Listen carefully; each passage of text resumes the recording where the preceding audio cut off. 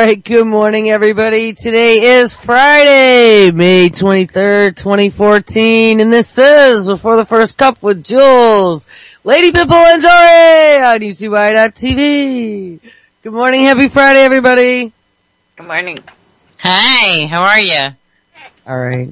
Happy Friday. I just realized that I got down here, I got coffee, I got smokes, the two important things, but I have a dead lighter. I had a feeling you were going to say that. Man, that sucks. So at some point I'll have to sneak away. Might have to keep an eternal flame going here. Yeah, right? From one to the next. Remember doing that when you were younger? That's funny. A candle light? Candle, yeah. Shit, I can't even, I have two lighters with probably just fumes in them. Oh, and that one just lit. Oh, wait. Alright, eternal flame. Yay! So happy Friday, everybody. Chain smoking. Yeah. Oh my god. Until I can get up. But hey, you know, it's not like that's any different than normal. Right. Oh my goodness. How is everyone? Coffee is good. Yes, coffee's good. That's all that matters. Really hot. It just burned my throat. Oh my god, my dog just put her ball on the table and she waited for it to roll on the floor. That was funny. She's being real cute this morning. It's nice when an old dog, you know, gets all frisky and stuff. They roll around and are happy and... That's true. I like seeing it when older animals decide that, you know, it's spring and they're in a good mood. Yeah, I love it. It's super awesome. She was rolling around just a minute ago. Aww. We got nice kind of like old people do in springtime. Sometimes you'll see them all giddy and out. Rolling around.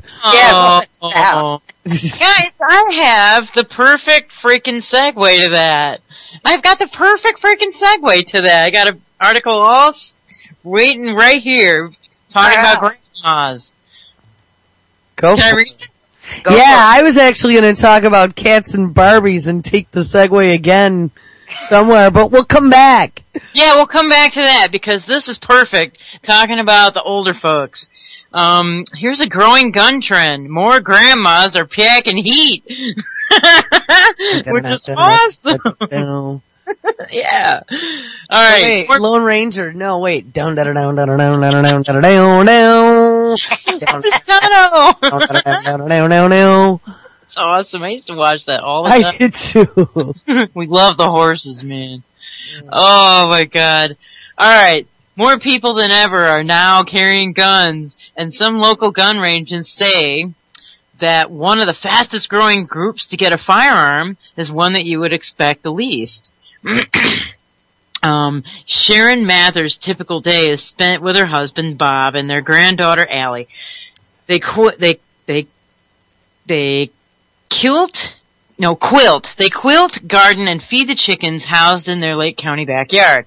But chicken is one objective that won't be used to describe the grandmother. She is one of hundreds of grandmothers across the state that are now packing. Not so much for me, but I want to take to my granddaughter to the park and out for a walk or anything. I felt the need for something for protection, Mather said. What if something happened and I could not protect her? I wouldn't be able to live with myself. And many of the grandmothers we talked to say that that's the main reason they decided to head to the gun range. I need to feel safe, said Debbie Bottlewick. Who? Bottlewick? Batulwick. Debbie Bottlewick. Batulwick. It was just a neat name. Yeah, Batulwick. I think it's Batul. Batulwick, the world's not safe anymore, and a gun is going to make me feel that way. That's great. Or a karate chop, one or the other. Esther Barris, the facilitator of A Girl and a Gun Women's Shooting League, is in Painesville, says the majority of people enrolled in her CCW class are women over the age of 50. Just like Ida Fry, of Painesville, who also wants to be able to protect herself and her family. She says she often travels with her family to dog shows where they stay overnight in a motorhome. A lot of times you are out in the middle of a field, and as a safety precaution, now I can have a gun in a small safe inside the motorhome just to protect us, Fry said. Employees at Stonewall Gun Shop and Pistol Range in Broadview Heights are also noticing the same trend. Basically, the violence that is escalating, you could probably parallel it. The violence and the amount of women that are becoming afraid for their lives, their safety, and the safety of their families, Diane Donnett said. Donnett and Chantel Freeman say that what's most important for anyone buying a gun, especially women, is that they know the proper way to handle the firearm and feel comfortable so that they would be able to protect themselves in the event of emergency. That's something Sharon Mather wants to make sure she can do. And that's the end of that story. So, what was the title of that again? Oh shit, I just clicked off of it. Oh, it's something about grannies packing heat? Yeah, grandmas are packing heat. Well, I mean, you gotta remember that even though mentally we're still all 20, a lot of those grandmas are friends of ours. That's right. Like, how many of your friends are grandmothers? And actually, I just found out one of my friends is a great grandmother now. Oh, wow. What do you know about that? That's kind of scary. Getting old. Yeah, it's called getting old. Hey, wait, alright, Frothy Friday. I think we had a couple. I'm looking for an announcement. I haven't even done an announcement all week. Frothy Friday sounds funny. For a show, yeah. Frothy Friday. One of these days I want to use the coffee cup that's flipped upside down, and on the bottom of the cup it says, I'm a douche. Oh my God. That would be great. But Monday. Not today. Well, that's a good Monday one. Yeah, or something. I'm a douche. Or the one in M&M colors colored in a marker, and it's a homemade coffee cup, and it says, Mommy needs coffee. That's cute too. That actually should be my everyday cup. There you go. Cute. Anyway, yeah, those are probably our friends. Yes, absolutely. Yeah, well, I know. I have friends that are getting guns now. After I preached to them for years, but yeah, they finally get it, huh? Mm-hmm. Well, it will make our country a lot safer if more people are packing. I'll tell you that right now. And eliminate maybe some criminals. That's right. Take these bastards out. See ya! How about it's Monday, you're annoying in a bright orange cup? Except that it ain't Monday. Yeah, I know. Friday. I was thinking for Monday. I'm thinking ahead. Oh, I see. You're thinking ahead. That's great. That's a good one for Monday. Good going, Jules. It's Friday. Oh my God. Well, in the same vein as this, protecting yourself, we, in our Krav Maga class last week, or maybe it was the week before last now, the instructor is, a sheriff's deputy, and, he's an awesome guy. I really like this guy. And so, when we talk about cops, it's not all cops that, not every single cop thinks, everybody needs to die. But, he did a thing, that I videotaped actually, and, and I didn't do this. I didn't have the gonads big enough to do this, but he sprayed pepper spray in the guys, like, just above their eyes, on their forehead.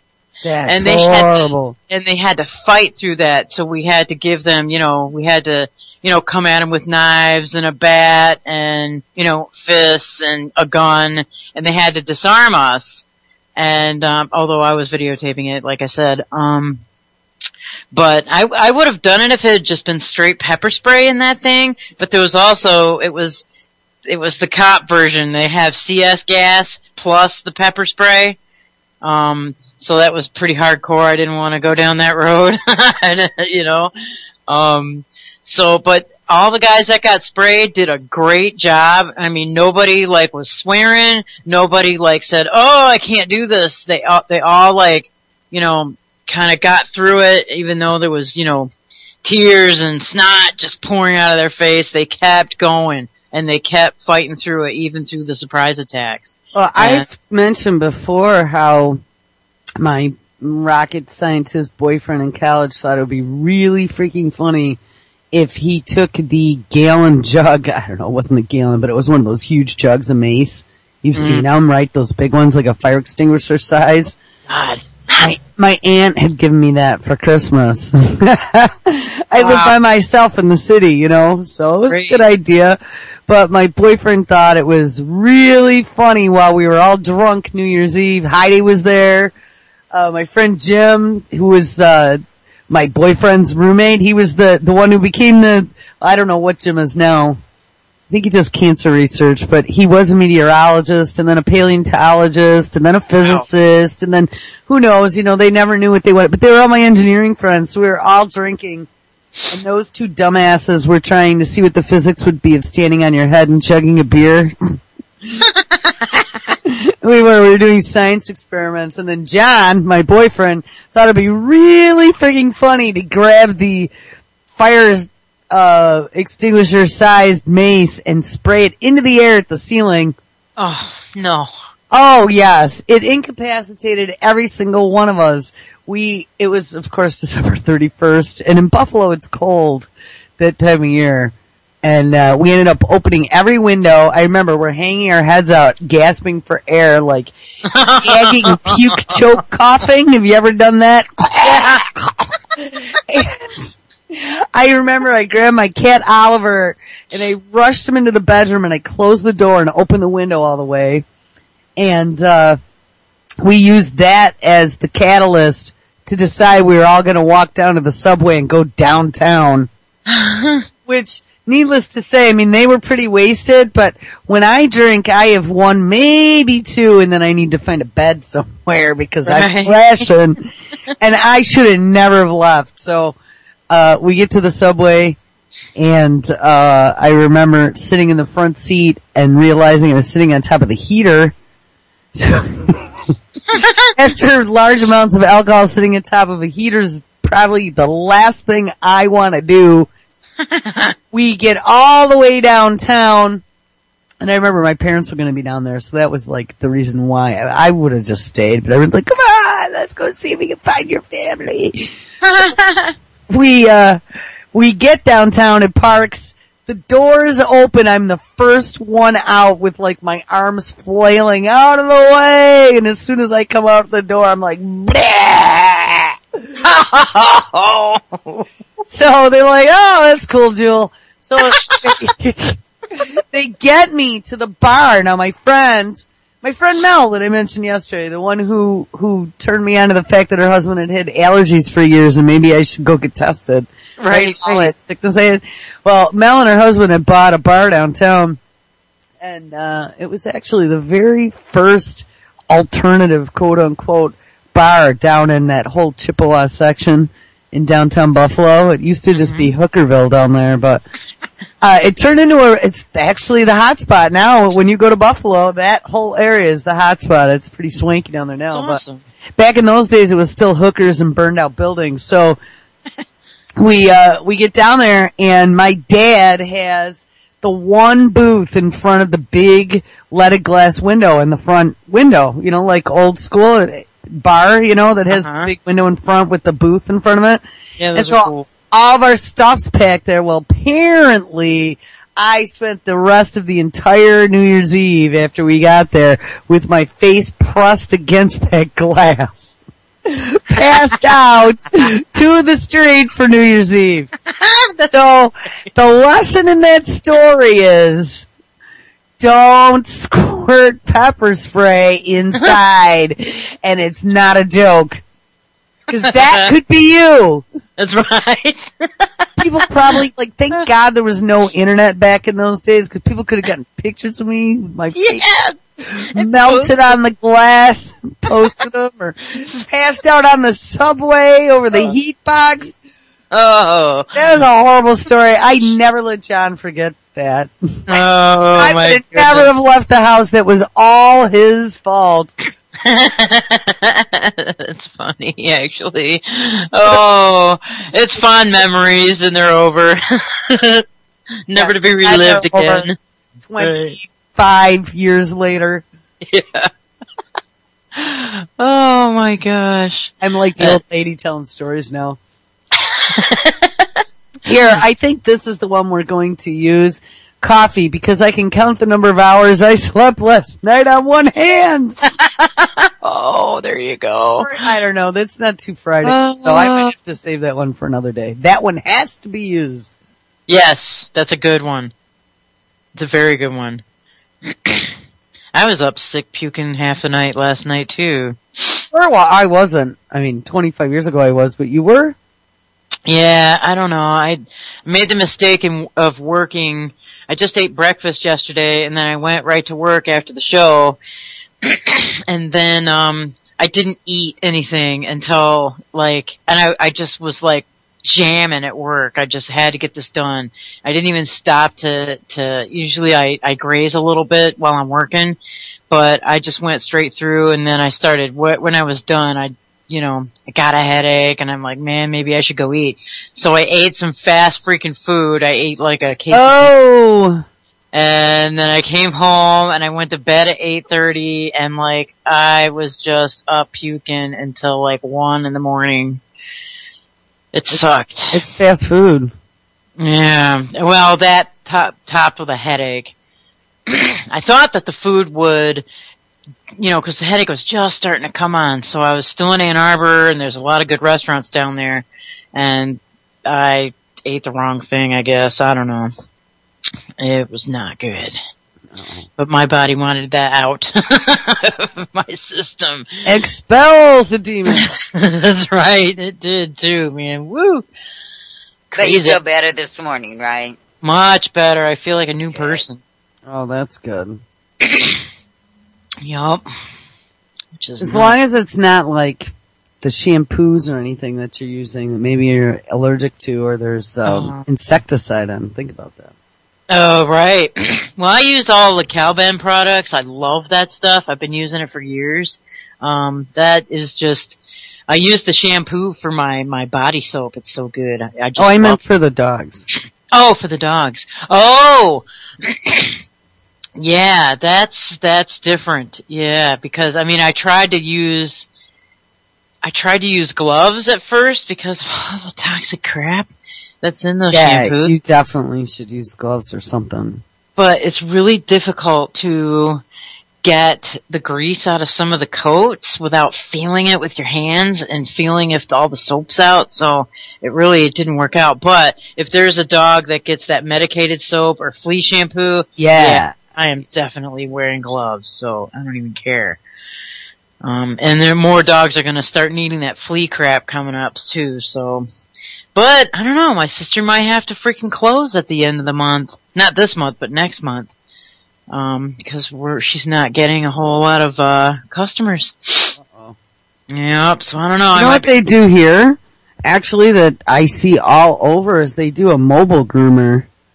Oh, mm-hmm. They have a van, and it's painted up, and they'll come to your house. I mean, I don't have a dog, but I've seen it around. They'll come to your house, and, they'll do dog grooming at home. Yeah, that's an idea. It costs a lot of money to convert a truck into something like that. And you have to buy the truck and all that. But she has an atypical groomer shop where she'll groom. It's a self-groom too, so people can come in and wash their own damn dogs. And she only charges $10 for that. Hey, you want to wash your own dog? You do it? $10. And a lot of people like that.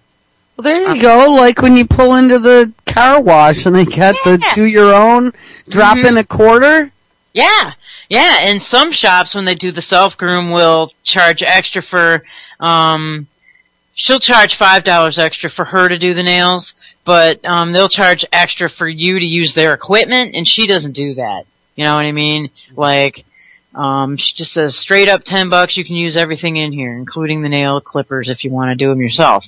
And she also grooms the dogs in front of the window. Most groomers, dog groomers, if you take your dog in, they'll take them into a back room and close the door so you can't see what the hell's going on. But she's got she's got a little setup, a little living room setup with a TV and a popcorn popper. And then on the other side of the room, she's got her table set up in front of the front window, and you can just watch what she does because she handles dogs so well, that she doesn't care who the hell watches her. Don't some groomers drug the animals when they Yeah. stuff? Yeah. Who knows? I mean, I'm sure that goes on. She told me of a lady that, works across the street from her that cut off part of the dog's tail. I've heard of that happening before by It accident. was didn't return the dog until the next day. And the tail's a little bit shorter. Right, I guess oh my god. So people are crazy.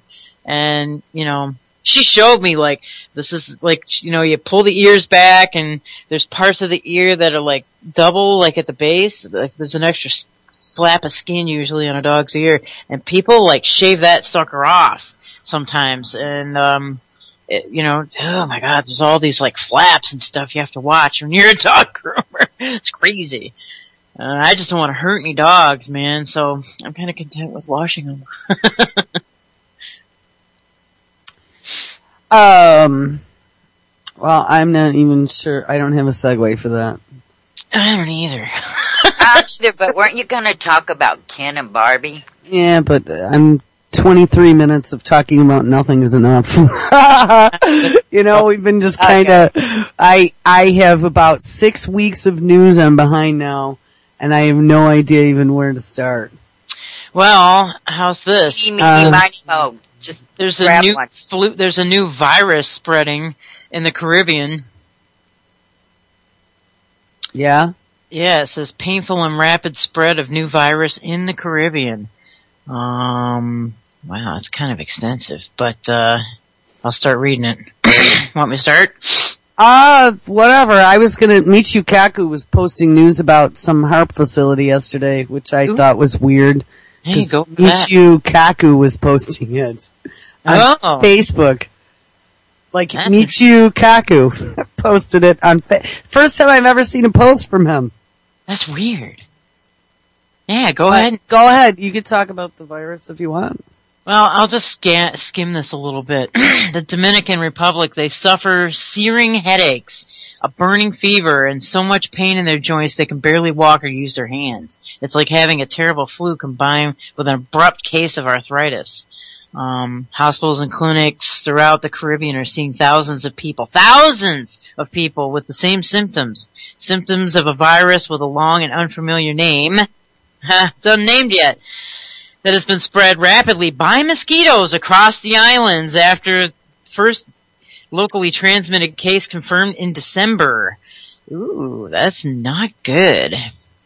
Here we go. The virus is, alright, I'm gonna butcher this word, chikungunya, derived from an African word that loosely translate as contorted with pain.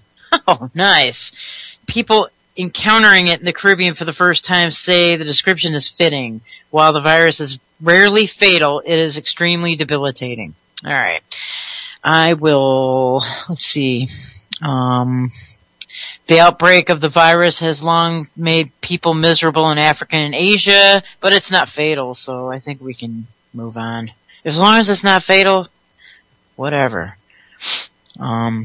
Go ahead. I think it's just an unnamed virus spread from Africa through mosquitoes. Now it's got to the Caribbean, and a lot of people are just coming down with it. Yeah, and I'm sure it's probably on those pterodactyl-sized mosquitoes that can stab you through your clothing.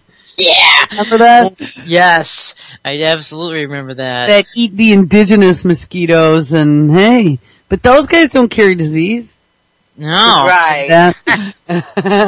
We know all about them. We've never been seen them before, but we know everything about them. Right. But they just appeared one day after a hurricane. Right. Whoopsie, there they are. Hey, where'd you fuckers come from? They're reporting almost more than 100 cases per day, so. Wow. I think, honestly, mosquitoes, at least up here, it's too cold for us to get a lot. I mean, we do get them in the summertime if we've had a lot of rain and then it becomes humid.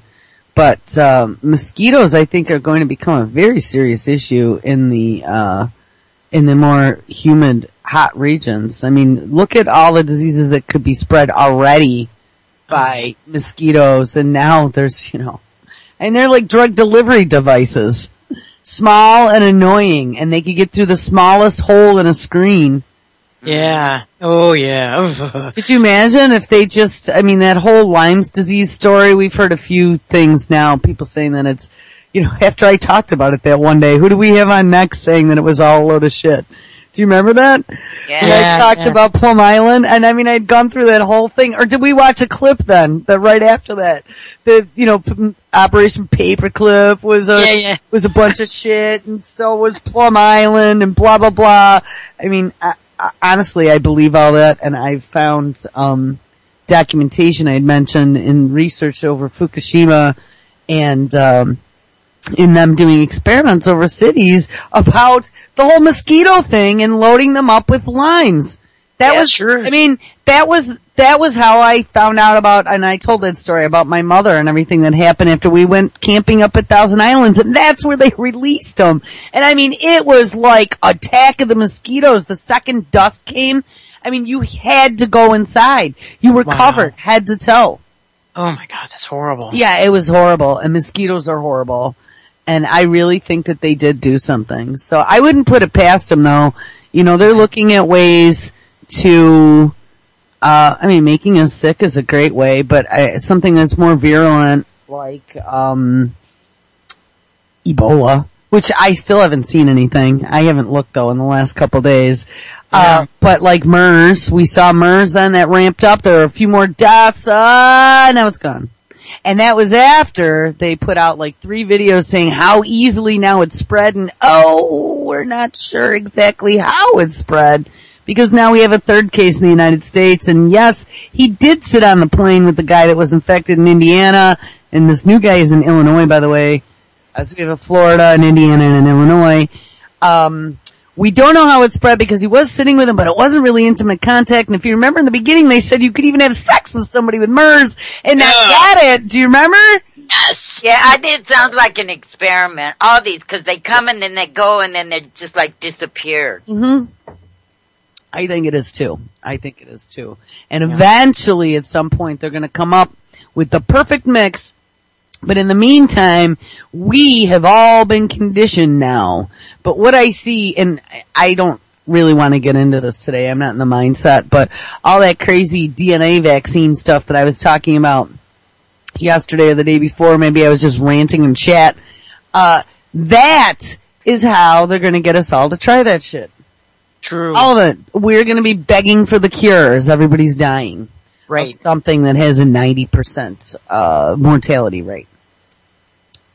I truly believe that. I don't think that there's going to be any, battle between good and evil. I don't think we're going to be able to stand up and defend ourselves. That would be just way too difficult.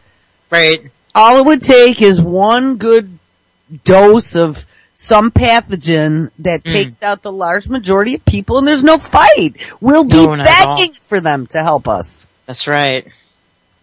Absolutely. And then, it's goodnight Irene. Just like it was in the Black Death days. Yep. So, I don't know. All those, the criminal mind in me, all the things that they could do to us. I think that, honestly, if they want my opinion from a psychopathic perspective, that would probably be the cleanest, easiest, cheapest way. Yeah. Yeah, absolutely. And Jimmy just messaged me saying that the CDC just released a report that viruses can live for weeks on airplanes. Yeah, I've had those videos all queued up. Well, you know what? Why don't we look at that? Yeah. I might have to scroll down a week and a half. but they were. I had them all together, too, to talk about them. Well, since we're on the subject, huh? Right. I also see that now these new laser scanners could spell the end for airport liquid bans. Oh, how lovely. So it will allow people to bring in large volumes of liquid onto planes again. Whoa! Laser scanners, huh? Uh-huh. Well, here, while I'm looking for the other ones, let's, pull me in and we will listen to this one. Yeah, laser scanners. Lasers are gonna fix everything. I don't know. As far as bringing in liquids, I really don't have a problem. I've flown a few times now. And there we go. I've flown a few times now since, 2001.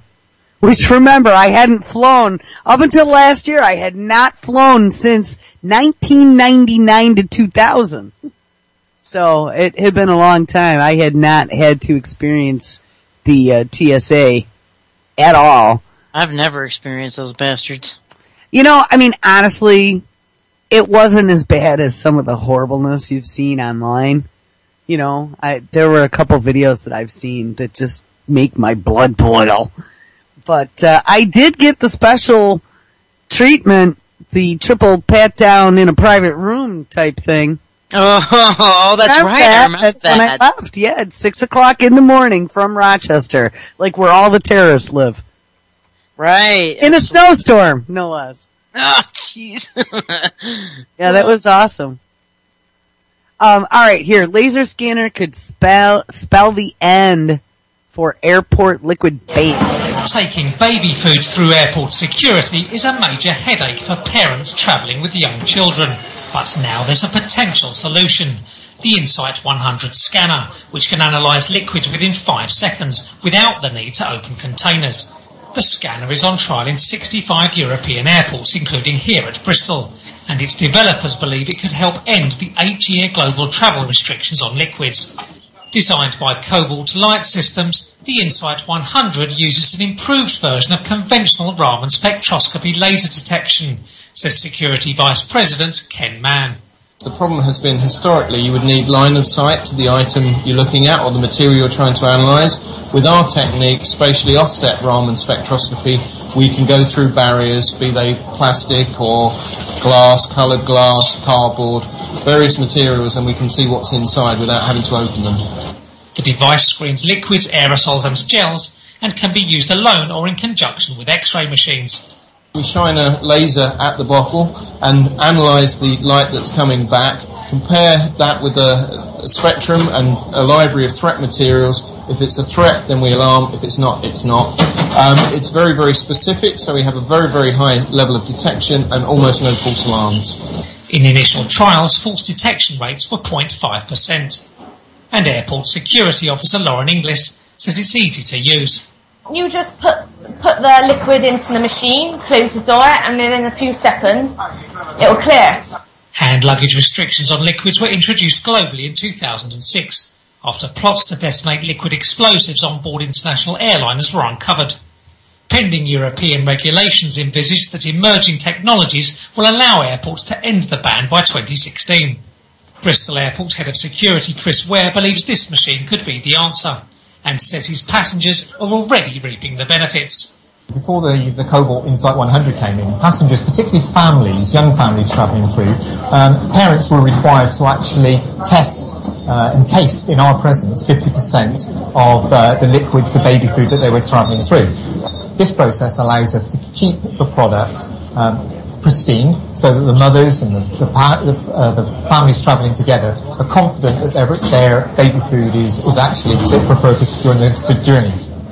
And it does so, says Ware, without compromising passenger safety.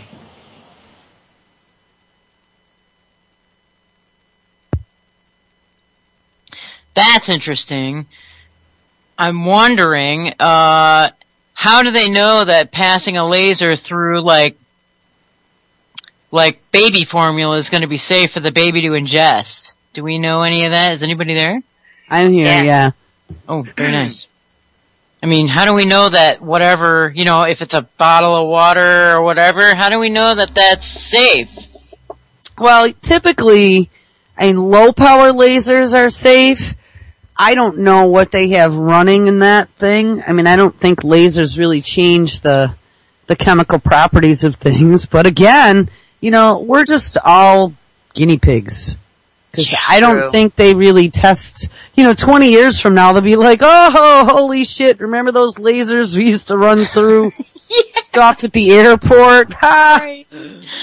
We didn't know it was gonna make your kid have cancer? Or have 3 eyes. 3 eyes, yeah.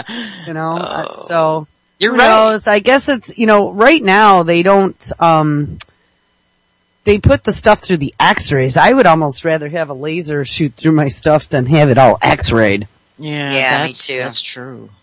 I would probably opt for the laser too, actually. But, if given the choice.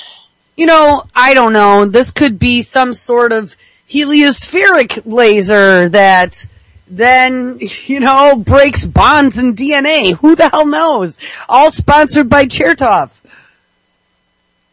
Good old Mikey. Yeah, that's I don't know. right there. Well, I don't know who is making this, but don't you remember that whole thing?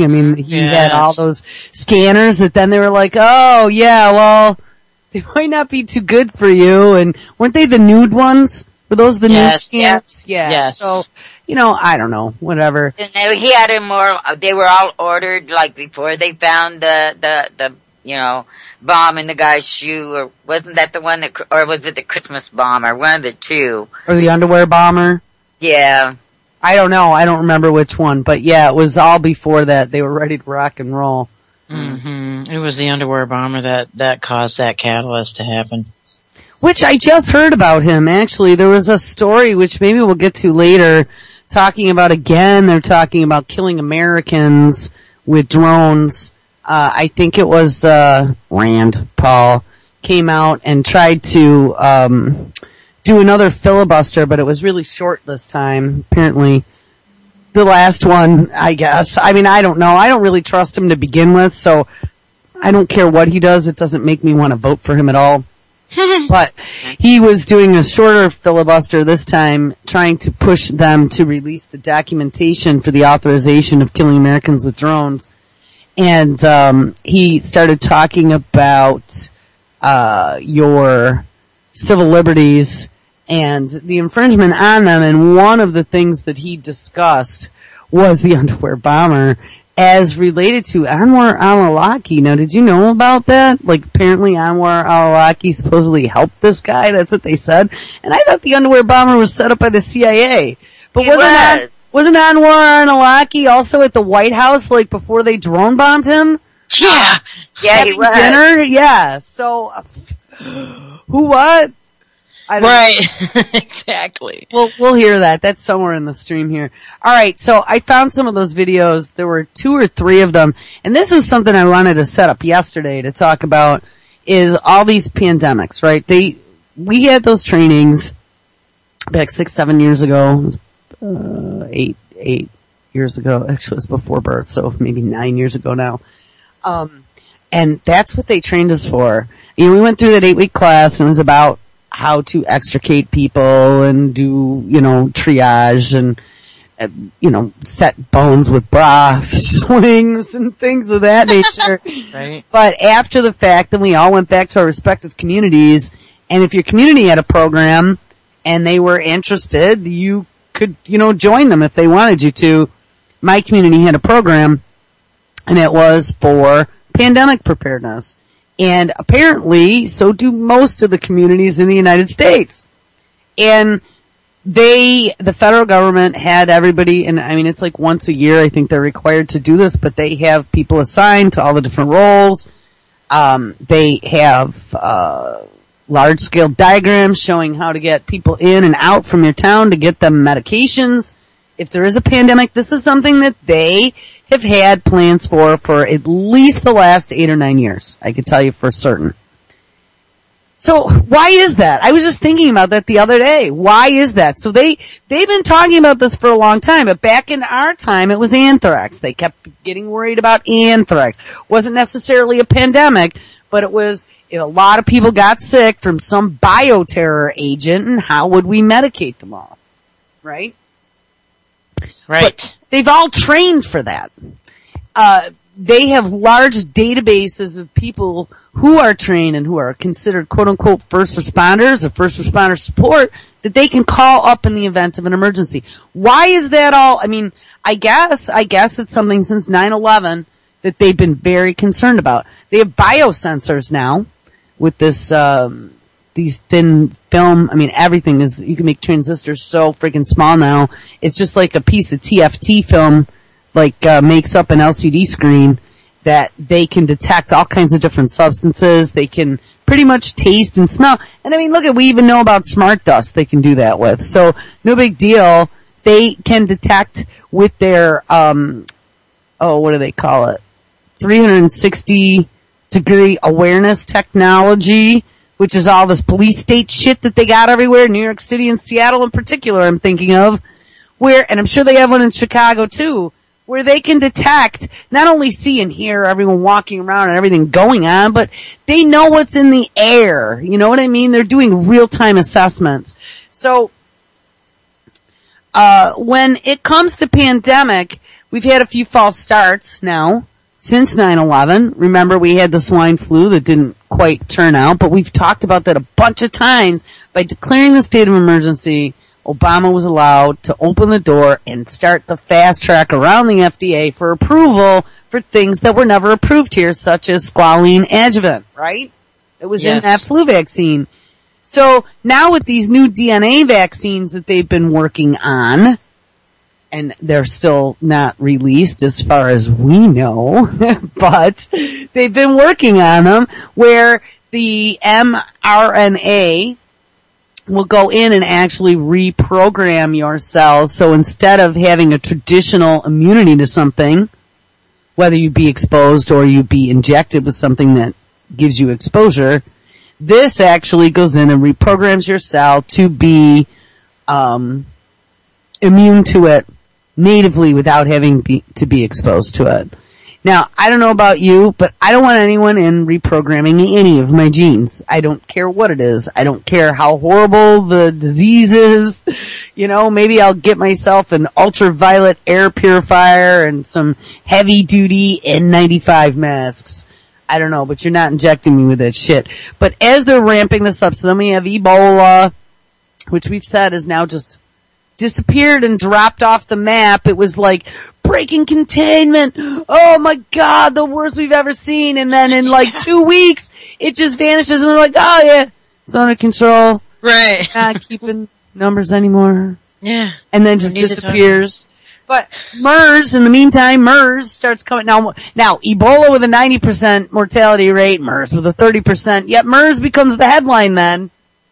Right, because we don't want anyone to look at what's going on in Africa. I think that Ebola was part of just getting rid of the people. As we drop now new troops into Chad, right? We got now that new drone base that we're opening up, and we're sending troops into Chad, which is more of a central region in Africa that we haven't been in before. That's right. As they send bioterror across the African continent, it just makes them easier to manage. See how that works? That's right. Just exactly what you were just saying. Yep. They'll be begging for help. Yep. And guess what? And they are begging for help. They're saying, send in the military. We need you to help rescue our girls, which, again, I don't even know if that whole story is true. I think I started talking about yesterday, Mike Rivero, and how he had posted an article saying that the girls had been released 2 weeks after they were captured. Right. And it's very possible a lot of those African governments are very corrupt. Any of the ones that had the Chinese imperialists show up on the East Coast, they just pay off the leaders. And the leaders let the Chinese do whatever they want. Exactly. What do they care? They got, Kurzai used to get his shopping bags full of money on his desk. That's right. Hey, slave labor, and it's all your profit. Sure. So it's very sad what's going on there, but that is a test bed. That is the old days of R&D Now we have continental petri dishes. Oh man. So, in the middle of all this, then we get a MERS case in the U.S. Then we get 2. Now 3. And the third one they think could have been passed from person to person. Oops, it's not as hard to get as they said. I mean, literally, do you guys remember the story we read? And they said, oh yeah, well you can even have sex with a person with MERS and not get it. Yeah. Well then how do you get it? I mean, that's kind of weird to be that close and still not get it. You have to take a bath in the toilet after somebody's pooed in it. Maybe. I mean, what the hell? But now they're going, oh, wait. Now we're not really sure how it spreads. And I don't know if I can find that video, because that video is there too. But they followed it up with, And I have to say, this is one of my very first thoughts after 9/11, how to spread bioterror, was airports. They're like, look at how long all of these horrible things can live on doorknobs in airports, or in airplanes, or on the seat of the airplane, or on the armrest. And to me, it was just like lining up the cue ball with the 8-ball in the corner pockets. You know, like the last thing needed before they pull the trigger. Oh, and it came in on a plane. That's right. Absolutely. I mean, they don't. And no one will dig deeper. Nope, no one will dig deeper. It wasn't them spraying stuff. It wasn't some government formulated flu. It came in on the plane from, I don't know, Bangalore. Yeah. Exactly. So here, let's play this clip. This is one of the first ones. Airplane cabins are known to be a hotbed for germs. Now researchers from Auburn University have discovered just how long certain bacteria can last on common airplane surfaces. In our study, these MERS and E. coli survived for over a week. In a lab, researchers exposed 6 airplane surfaces to both bacterias: the armrest, the leather seat, the plastic tray table, the seat pocket where magazines are kept, the window shade, and the toilet handle. MRSA lasted longest on the seat back pocket. E. coli survived longest on the armrest. I'm not surprised. I try to not focus on that stuff, though. Otherwise, I'm not going to go anywhere. Experts say the dry air in the cabin helps the bacteria survive. Researchers advise passengers to follow good hygiene as a precaution. They should use some kind of alcohol-type sanitizer. Just make sure I wash my hands and I don't touch my face, my mouth, my nose. The FAA partly funded this study. Researchers say the airlines are working on strategies to minimize the risk. David Begnaud for CBS News, Los Angeles. I mean, I guess always good advice, use good hygiene. But here's one thing that used to worry me about airplanes, is that, what about lice? Do you ever think about lice? Ew. Do you ever think about how, like, when you're sitting in that plane, your head is touching the headrest that someone else's hair touched? And how do you know how clean that hair was? Right. Isn't it the freaking airline's job to go in there and fucking clean those planes after each use? Well, in one of these, they do talk about cleaning them, yeah. Good lord, man. Lice is horrible. Lice is just, I've never had it. How long do they spend in cleaning it? You know, how thorough of a job I doubt. Yeah, I doubt they do a real thorough job. Yeah. Though it always looks clean. Sure. But so do hotels. So do hotel bedspreads. Until you get a black light on them. Yeah, God. And then all things start crawling. Don't ever do that. Unless you want to be sleeping in your car at night. Right. Never shine a black light in a hotel room. You will be putrefied. We did that once. I was like, did you? Yeah. All right, here's another one. This is another bacteria.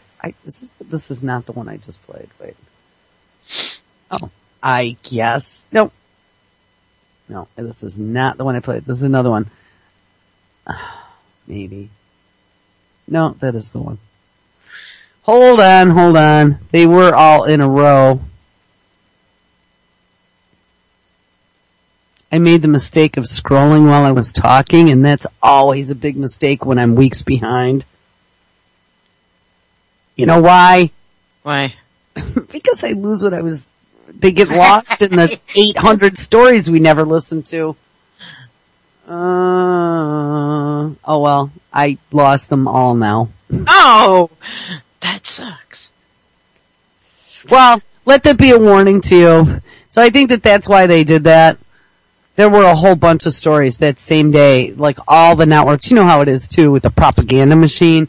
All the networks pushed it out that day. And they all were talking about it. And they all stopped talking about it at the same time also. Yep. That's right. That's exactly right. Now here's another story that I posted along with that, titled, Federal Biosurveillance Plan Seeks Direct Access to Americans' Private Medical Records. Now, guys, we've talked about, we really haven't spent a lot of time talking about the VA situation that's going on right now, but it is getting huge. And you're going to find out that, yes, the death panels did exist. And yes, all these people were sitting there dying on lists, being promised care, and then the records were fudged. They were collecting money and no one was getting taken care of. Exactly. And yes, Obamacare is going to be just like that, I'm sure. Look at how well the feds did running their current healthcare system. I have postulated that there were some more insidious ideas along with Obamacare, such as getting rid of those pesky HIPAA laws, like Obama said, giving access to your medical records to different corporations, including pharmaceutical companies, and being able to look at your records and determine whether or not you are worthy of owning a firearm. Because, you were depressed once? This story adds another twist. The federal government is piecing together a sweeping national biosurveillance system that will give bureaucrats near real-time access to Americans' private medical information in the name of national security, according to Twila Braze, a public health nurse and co-founder of Citizens Council for Health Freedom. The Department of Health and Human Services Office of the Assistant Secretary for Preparedness and Response, which that was under where I took those classes from, has prepared is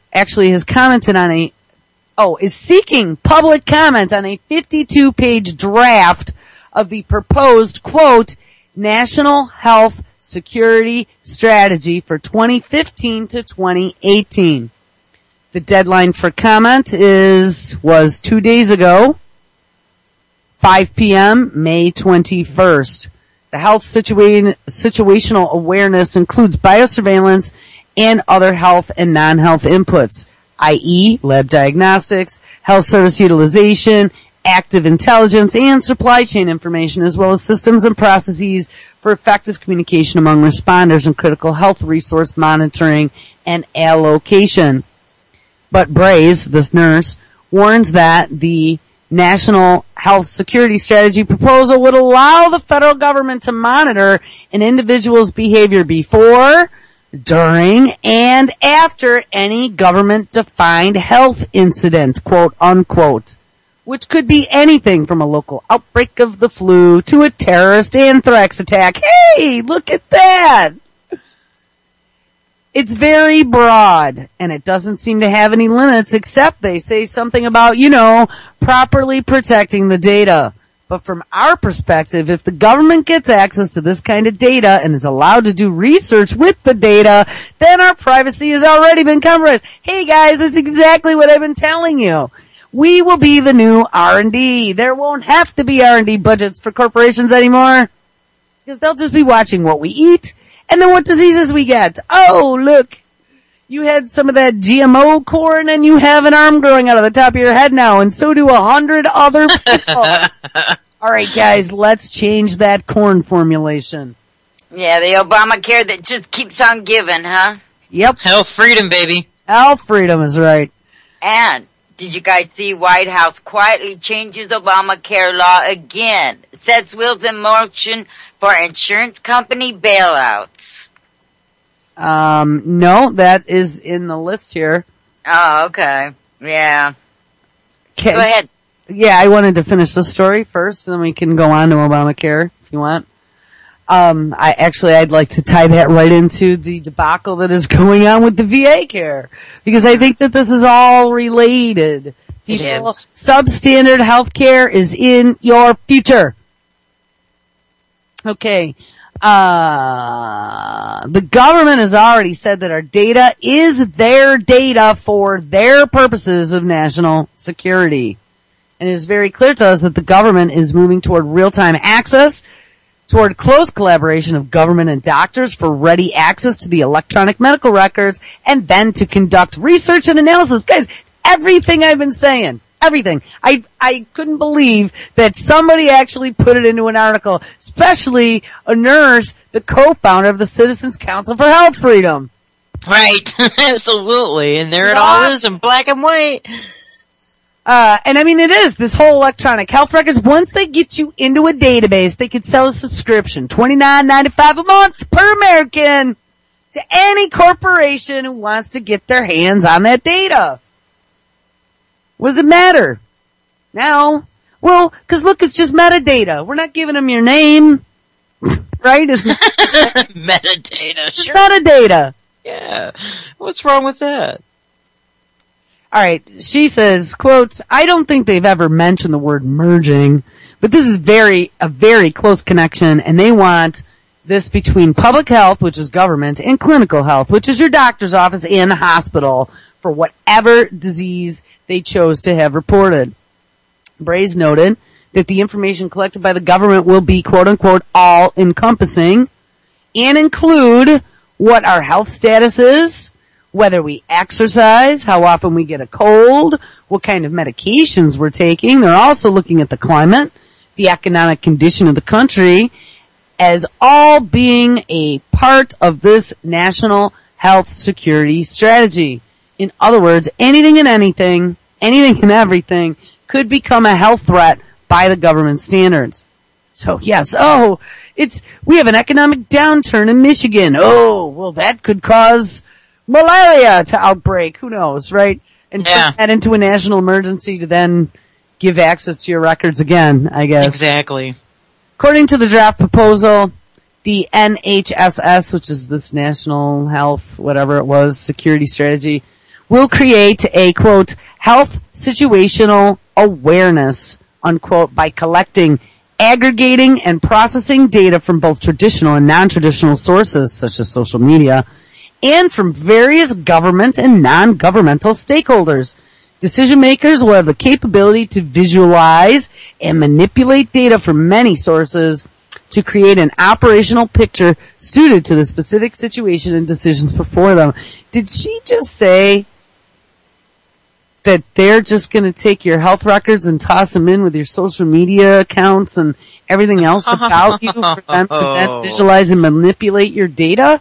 Yeah, I think she did just allude to that. Braze warns that the government's biosurveillance plan is much more intrusive than the data collection currently being done by the Centers for Disease Control and Prevention. We're of the mind that the Fourth Amendment actually means something, so you can't access everybody's patient's medical records just because you say there is a security threat or because you say it's good for the American public. But the fact of the matter is that HIPAA, the Health Insurance Portability Act, already allows the federal government and the state government and the local government and anyone who is a public health agency to have access to our medical records, identifiable medical records without our consent. Really? I didn't know that. Oh, but it continues. It is in the HIPAA privacy rule, which has the full force and effect of law. But that wasn't actually put in by Congress. It was put in there by the Health and Human Services. I didn't know that. There's a PDF here. I'm going to have to read this. It says HIPAA privacy regulations, economic stimulus changes. Oh, they did not. Weird. They Holy did shit. not. Just when did this come into? Now I haven't really been since childbirth. So 2006. I mean, it's been a long time since I've signed any of these HIPAA documents, like giving my insurance company rights to go get my records to pay my bills. Oh, right. That's, it looks like it happened in 2010, people. This document is dated July 14, 2010. Wow. I'm glad I was in a hospital before that. Well, no, that doesn't mean anything. No. It's just said it means that they have given, as of 2010, state, local, and federal government institutions or anyone who's a public health agency access to your medical records with identifiable information on them without your consent. So you don't need to sign a HIPAA form for any of those guys to be very good. I want to I just snagged the link to that. If anyone wants to look at that 2010 document, here you go. I haven't read any of it, but I want to find that text in there. All right. One of the dangers Braze pointed out is that this vast amount of medical data warehoused in giant electronic databases will only be available to government-approved researchers. Now, it could be the entire it could be the entire electronic medical record. It could be that they just have ready access to the electronic medical records because it's on a state health information exchange, for instance. And if they are one of the partners in the state health information exchange, they can draw on this data. One of the things that we look at is how research can be done in a way to push policies that we disagree with. And they come up with findings that nobody else can validate because nobody else has access to all the data the way the government does, which is very true. According to the National Biosurveillance Science and Technology Roadmap written last June, effectively, appropriately, and securely sharing health event data, including parts of the electronic patient records and laboratory data, has significant potential to improve national situational awareness of incidents that could progress to impact national security. Of course. The NHSS is part of what Obama called, quote, the first ever national strategy for biosurveillance, which was announced by the White House in July 2012 as a top national security policy. And there's a link to that as well. Biosurveillance is defined as, quote, the process of active data gathering with appropriate analysis and interpretation of biosphere data that might relate to disease activity and threats to human and animal health, whether it be infectious, toxic, metabolic, or otherwise, and regardless of intentional or natural origin, in order to achieve early health warnings, threats, early detection of health events, and overall situational awareness of disease activity. Extending electronic reporting of health information, including laboratory results, to the public health serves as an example of rapidly communicating useful information. Routine daily use of such capabilities may be leveraged to address critical requirements in the context of emergency, said the White House document. And I mean, we can continue if we really wanted to. This actually goes into the American Recovery and Reinvestment Act, forces every doctor to have their electronic medical records, and I guess the deadline for that is now January 2015. Biosurveillance. That is... Okay, just because the freaking government puts out a freaking document about this stuff, then all of a sudden it becomes like, what, policy or the law or what are we talking about here? This is how they need to conduct business from now on just because the White House puts out a freaking PDF about it? Well, the biosurveillance started after 9/11. Mm-hmm. And they had RFPs out looking for biosurveillance technology, these really thin chips that they could put all over the cities, looking for anthrax attacks. Anthrax, that's right. You know, what's the most used sentence in government? Think about it. National security. That's the answer to everything. They can do anything when they use that sentence. That's right. National security, You mean those national security. Those two words? Everything is in national security. It is. Right. And this is legal how? Just because national security. Because it's national security. It's ridiculous. Says it's unstoppable. HIPAA is a data sharing law. It has nothing to do with privacy. HIPAA and the High-Tech Act, part of the 2009 stimulus bill, together already allow 2.2 million entities. 2.2 million entities to have legal access to your private medical records without your consent. And that is a federal number in the 2010 federal regulation. 2.2 million entities have legal access to your private medical records without your consent.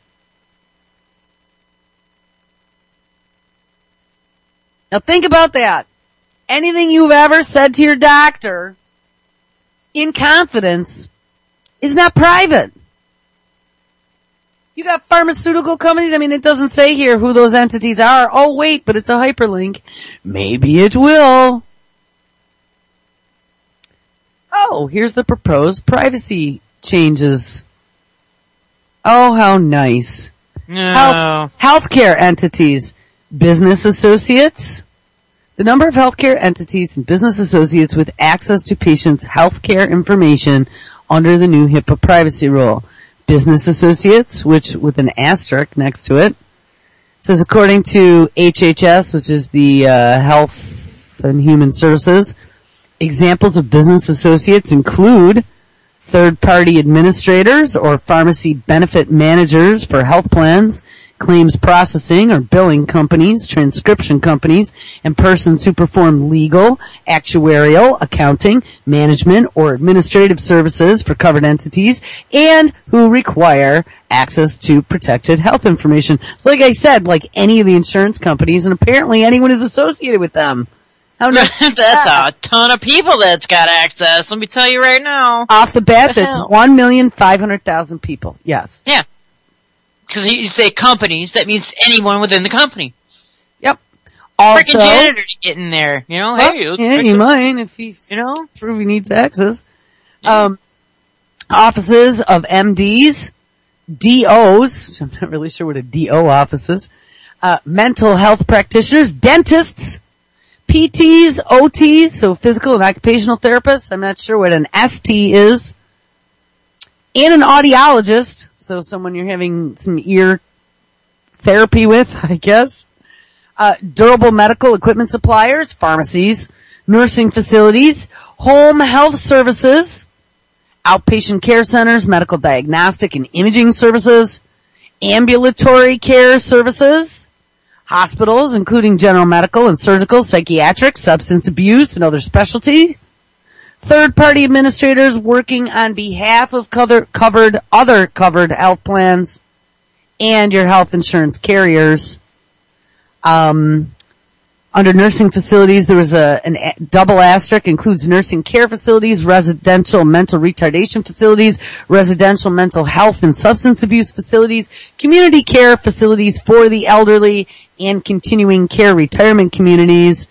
And then the triple asterisk under outpatient care includes family planning centers, outpatient mental health and drug abuse centers, outpatient health centers, other HMO medical centers, kidney dialysis centers, freestanding ambulatory surgical and emergency centers, as well as all other outpatient care centers.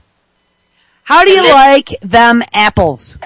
The list would be shorter if you just put out who couldn't get access. Your next door neighbor. He wasn't on there. Be thankful. Marijuana dispensaries have access too. Yeah, well, that'll be next. That'll be next. Holy crap, guys. So I've gone on and on about Obama with his 50, 87, 32 executive actions after Sandy Hook. Do you remember saying about getting rid of the pesky HIPAA laws? I didn't realize they were already so stripped by him in 2010 or 29, whatever it was. God. Well, we know who he's working for. Unbelievable. I mean, I still honestly thought if you had a conversation with your doctor and your doctor didn't scroll it down, and next, they're probably going to have, as part of this portable healthcare, electronic portable healthcare act, they're probably going to have surveillance cams with microphones in all the freaking exam rooms.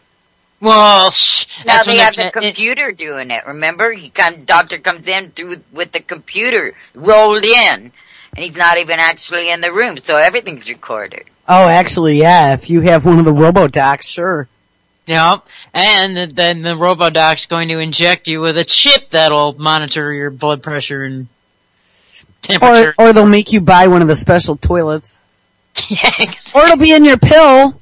They have those pills now that have the monitor your life signs. Mm-hmm. Or, actually, as part of that electronic Portability Act, and no, actually it wasn't the Portability Act, it was the Obamacare. I remember seeing a PDF showing that that RFID chip was a part of that, and they wanted to put the medical records on the chip.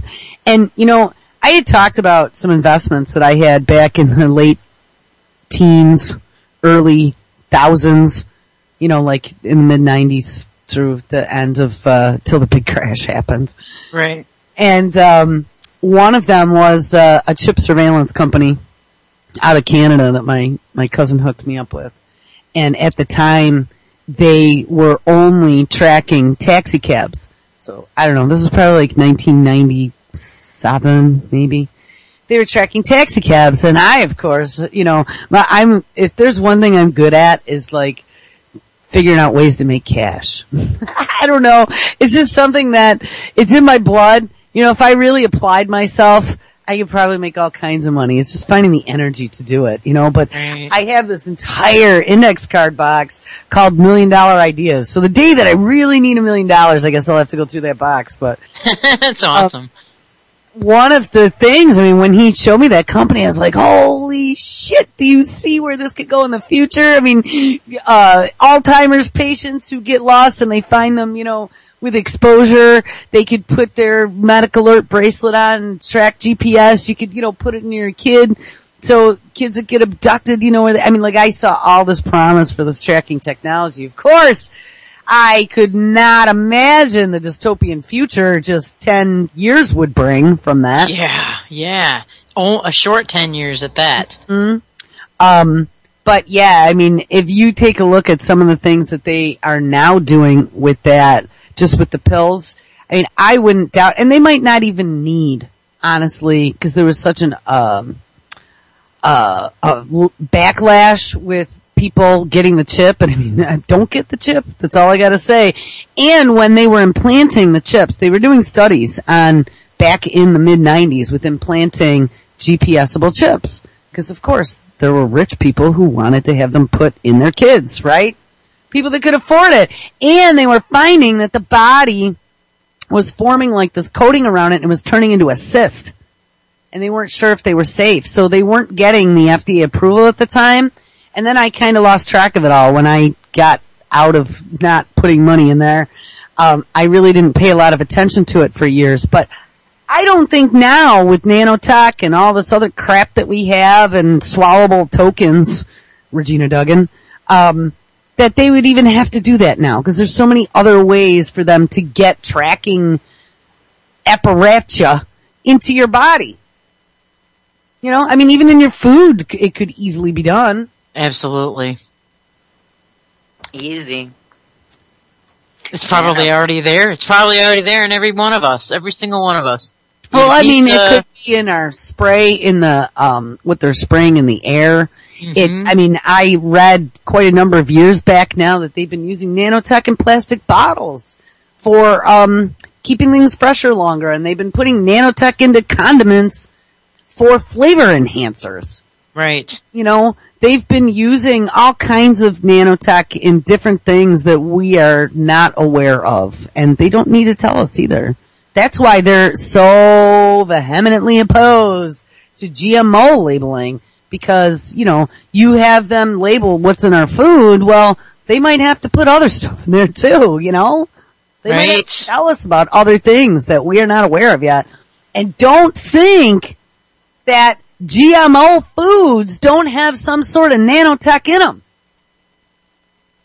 Right? I mean, who's to say that it doesn't? You know what I mean? Oh, I'm pretty sure it does. I mean, I know I'm reading about some of the new stuff they're working on, and that's all about nanotech. Oh my god. It just drives you nuts. These little robots could be sitting in the linings of your system, just waiting to be activated by somebody flipping some switch. They could already be in there doing stuff, you know? They could be making you slowly get cancer. Or, hey, what? There's a cancer cure? There's a cancer cure? All you gotta do is get this little nano guy, and I mean, there was a story about that'll go in and do a 1-2 punch right into the tumor. I said that I don't know how many years ago. People will be lining up for it. Right. It's coming. It is. It's already here. Actually. Crazy. Biosurveillance. It's not a pretty picture. So should I continue with something else? Yes, let's get caught up. I've been trying to find a cup to post for the show, but it's an hour and 15 minutes into it now, so. Oh no! Probably not. Alright, let's scroll, and see. I mean, there's all kinds of stories that go along with this, but what do I feel like talking about? How about, robots coming to take your job? There you go. We were just talking about that at the McDonald's yesterday. And the doctors. Mm-hmm. How many days ago? This was just, oh my god, there's just so many stories. I know, it's overwhelming, man.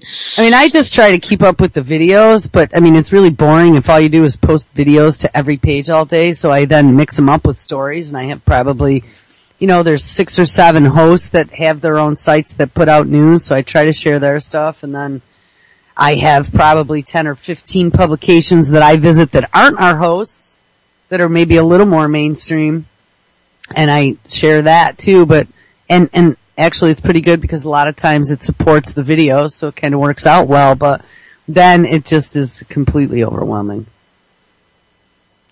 I mean, I really want to get into some of the cyber spying. Oh, here. Yay! Here's the MERS story. Hold on. This was the last MERS story I saw before. Down to that potentially. Before then the 2 or 3 videos came out about how easy it is to spread bacteria and viruses on airplanes. Deadly respiratory virus, MERS, is on the move this morning. The very first case transmitted right here on U.S. soil. ABC's Steve Osunsami has the very latest and joins us from CDC headquarters there in Atlanta. Good morning, Steve. Good morning, Robin. Investigators here at the CDC say they are still not 100% sure how this disease is spread. It's the first known transmission of this potentially deadly respiratory disease on U.S. soil. An Illinois businessman testing positive for MERS on Friday. His first test was negative. He never felt sick. Doctors had already sent him home for 2 weeks and then cleared him for travel when they... Hold on! That was the other common denominator, people, that I wanted to point out to you. That actually came up in the Ebola outbreak as well. How initially, when he was tested, it didn't show as positive, and so they let them go and travel, and then, whoa, 2 weeks later, we find out, holy shit, he's infectious. That's called Typhoid Mary. It is, man. Now, what are the chances that it's happened again? Now, I still have not seen anything out of Italy. Remember there were those 40 migrant workers. Yeah. That original test didn't show that they were infected with anything. They let them travel. They showed up in Europe. And then, after floating around for a couple weeks, people started to get sick, and then they showed up on the test. And then, all news of Ebola got shut down. They were like, oh, now it's under containment. No, now we're not reporting numbers anymore. That was it. That was the end of that. And now the same thing. Honestly, people, this to me is kind of freaky. So our tests don't even work, and we don't know how it's transmitted. All right, a little bit more. Discovered that his body had fought and killed the virus. Here's how they think he caught it. He had extended face-to-face contact with patient number 1, an Indiana man who flew in with the disease from Saudi Arabia. They had 2 40-minute meetings, sat 6 feet apart, and shook hands. Health officials are watching anyone who had close contact with both men. We're offering the opportunity to be tested and reassured and excluded. The CDC says it's still much easier to catch the flu or the common cold, telling us most new cases will still come from the Arabian Peninsula. Travel season to the peninsula is about to kick off. We've got pilgrimage holidays and Ramadan coming up at the end of June. This morning, health departments in at least 30 states are working with... Stop! Because that's one of the things that I put into the title. Did you hear that? Ramadan is coming up at the end of June, and you have the massive pilgrimages that go to Saudi Arabia. Right. Oh, shit. Oh, shit, yes. Could you imagine that? We don't know how it spread, but hey, they're all going to be heading to Mecca. And oh, what? Our tests don't work until weeks later after they've all come home and had typhoid? How staged did that sound, though? These 2 men met for 40 minutes and then they shook hands. I mean, that sounds so freaking Hollywood staged to me. Mm-hmm. Here, I'm going to back this up just a little bit so we can hear that again. Good idea. About to kick off. We've got pilgrimage holidays and Ramadan coming up at the end of June. This morning, health departments in at least 30 states are working with federal health officials to track down passengers who shared flights with patient number 1 and patient number 2, who had to be hospitalized in Orlando. Both men flew from Saudi Arabia. They underline that this is a new disease, that it isn't terribly contagious, but it does kill. More than 160 people have already died from this, most of them in the Middle East. Robin? We do have to keep that in mind, Steve. Thank you. For more, we turn to Dr. Richard Besser, who, as you know, spent many years there at the CDC. In fact, that's where you were before we were lucky enough to have you join us. Remind us again what MERS is. Yeah, so it stands for the Middle East Respiratory Syndrome. It's a respiratory infection that can lead to pneumonia.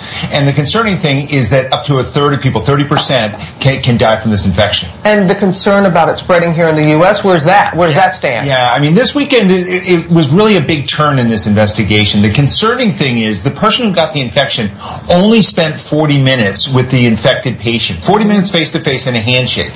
That's very concerning. The encouraging thing is that although he was infected, he didn't get sick. His body fought it off. But we don't know if that's the norm, and I know that has to be a concern. Yeah, I talked to CDC last night, and until they answer the question, can this person without any symptoms spread it to other people? How serious really is this infection? Could there be a lot of people who get it but have no problem? Until they answer that, they're going to be all over this. And they're going to stay on it. All right. Definitely. Thanks so much.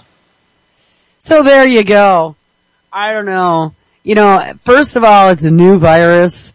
We think it came from camels. It's in the Middle East. That right there sounds like a contrived story. Yes. For some way to knock off Middle Easterners. Hey, the CIA could be, you know, with their freaking drink shaker. Let's try mixing up another one. That's right. You got biosurveillance and you have bioweapons. Hey! Right. Hey. Sounds like a good idea. Whoops. You mean it got out? It got out a plane and it traveled here. Wow. All right. We'll see what happens. What? It doesn't show up on tests now? Exactly. Oh my God. I get really excited when I hear this stuff because it makes me angry.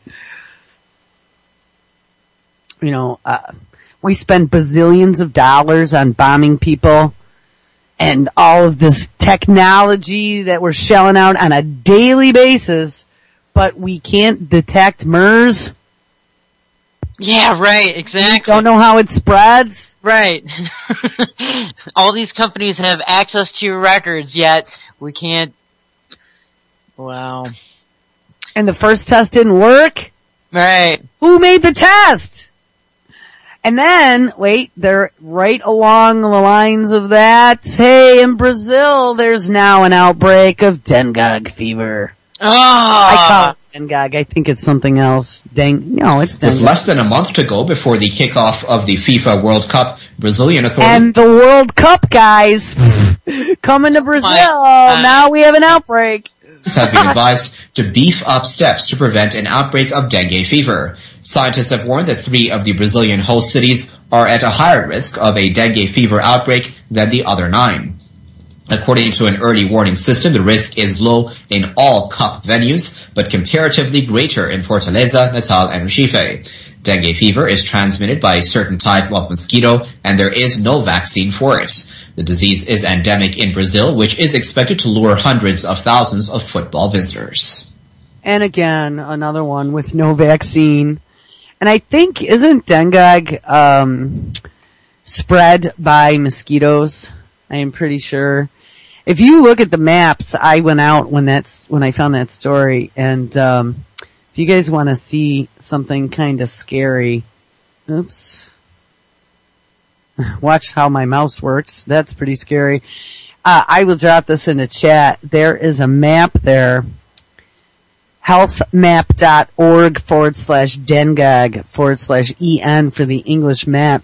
It's pretty widespread worldwide. It doesn't look to me like it is very, it's not a killer disease, though it does cause bleeding. And one thing I found very interesting here, what is dengue, or dengue they say, is a disease caused by any of one of 4 closely related dengue viruses. I call it dengue. The viruses are transmitted to humans by the bite of an infected mosquito. In the Western Hemisphere, there's some mosquito, Aedes aegypti mosquito is the most important transmitter and vector of the viruses. Though a 2001 outbreak in Hawaii was transmitted by a different mosquito, it was estimated that there were over 100 million cases of dengue worldwide each year. 100 million. It can be fatal if unrecognized and not properly treated in a timely manner. How are dengue and, hey, there's another variant, dengue hemorrhagic fever spread?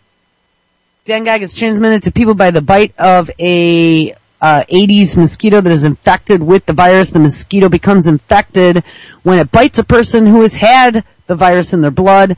The person can either have symptoms of dengue fever or dengue hemorrhagic fever, or there may be no symptoms at all. About after a week, the mosquito can then transmit the virus when biting a healthy person, but it cannot be spread from person to person. So again, mosquitoes are the catalyst that move this around. Principal symptoms of dengue fever are high fever, severe headache, severe pain behind the eyes, joint pain, muscle and bone pain, rash, and mild bleeding from the nose or gums or easy bruising. Dengue hemorrhagic fever is characterized by a fever that lasts from 2 to 7 days with general signs and symptoms consistent with dengue fever. When the fever declines, symptoms include persistent vomiting, severe abdominal pain, difficulty breathing. This marks the beginning of the 24 to 48 hour period when the smallest blood vessels, your capillaries, become excessively permeable, which could also mean leaky, allowing the fluid component, which is blood, to escape from the blood vessels into the peritoneum and the pleural cavities, which causes ascites and pleural effusions. This may lead to a failure of the circulatory system and shock, followed by death if circulatory failure is not corrected. In addition, a patient with dengue hemorrhagic fever has a low platelet count and hemorrhagic manifestations, tendency to bruise easily, or other types of skin hemorrhages, bleeding noses, gums, and possibly internal bleeding. Now, when I read this, and I saw the map that I dropped in the chat of how widespread dengue fever is, and now we have some large global event that's going to be taking place in Brazil, and they're warning of an outbreak, but the Ebola has kind of gone underground, and we're not hearing anything about it, but Ebola also causes you to bleed out of orifices and have similar symptoms. Anyone seeing what I'm seeing here? Hell yeah. that maybe some of these symptoms or illnesses that might start popping up in other areas besides Africa, maybe they can now blame it and use plausible deniability and say that it's dengue fever and not Ebola escaping. Right. What are the chances that now there's an outbreak of potentially something that has similar symptoms? I mean, and you die. I think it has a pretty low mortality rate. I don't even know if it's in this article. Mexico's like full of it too. It's all over. Yeah. The U.S. doesn't have much. It looks like Florida and in that one story they mentioned Hawaii. Yeah. But hey, they just had those strange mosquitoes never seen before appear in Florida. Yeah. And look at it. It's all over the Keys. It really is. And people travel, though it is not spread person to person. If a person is near you that gets bitten by a mosquito who has it, and then that mosquito bites you, you get it. Wow. Crazy. Just saying. Connecting some dots that seems to me like, again, put your mind in the mind of the criminal and try to figure out what their next move is. To me, that seemed like an ace of spades. Cover it up and say it's dengue fever. Right. Wow, that'd be crazy, man. Right, because the symptoms could fit so many different ailments. Right. How many people don't feel like shit and have a headache and their eyes hurt, even just with something simple? But then if you start bleeding out orifices and throwing up, I mean, they could say then, maybe it's maybe it's the stomach flu or food poisoning. Very good. And hey, there's a case right now, 1.8 million pounds of beef, and they announced it and then said just as the Memorial Day holiday is kicking off and everyone's gonna be barbecuing. Right.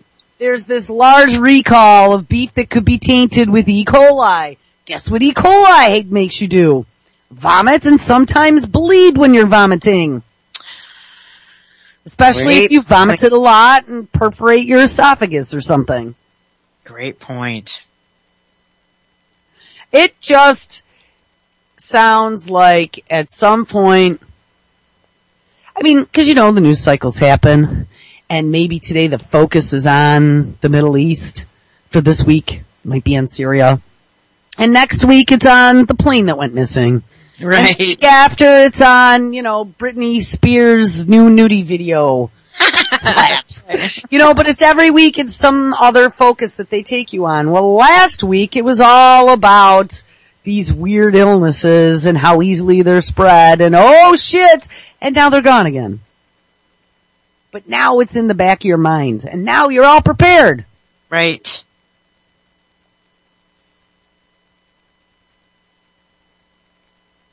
That's crazy.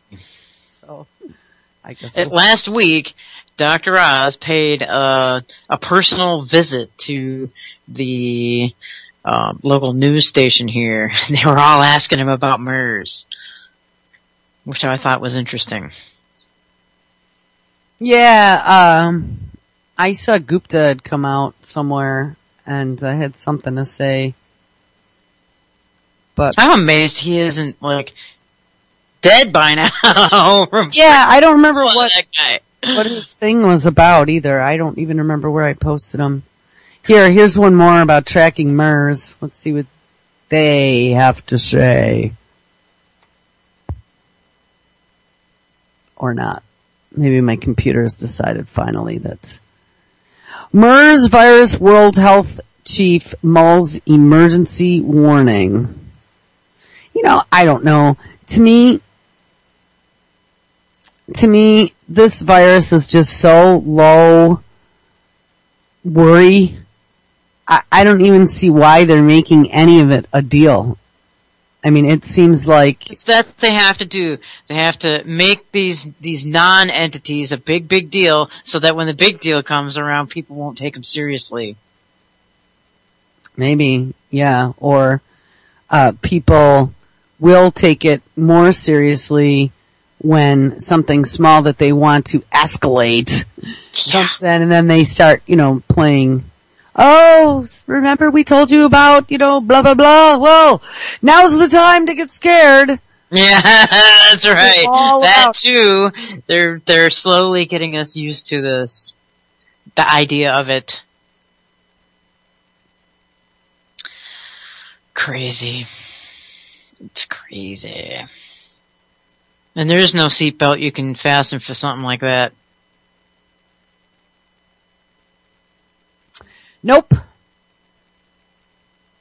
So, alright. Anyone have anything else to say?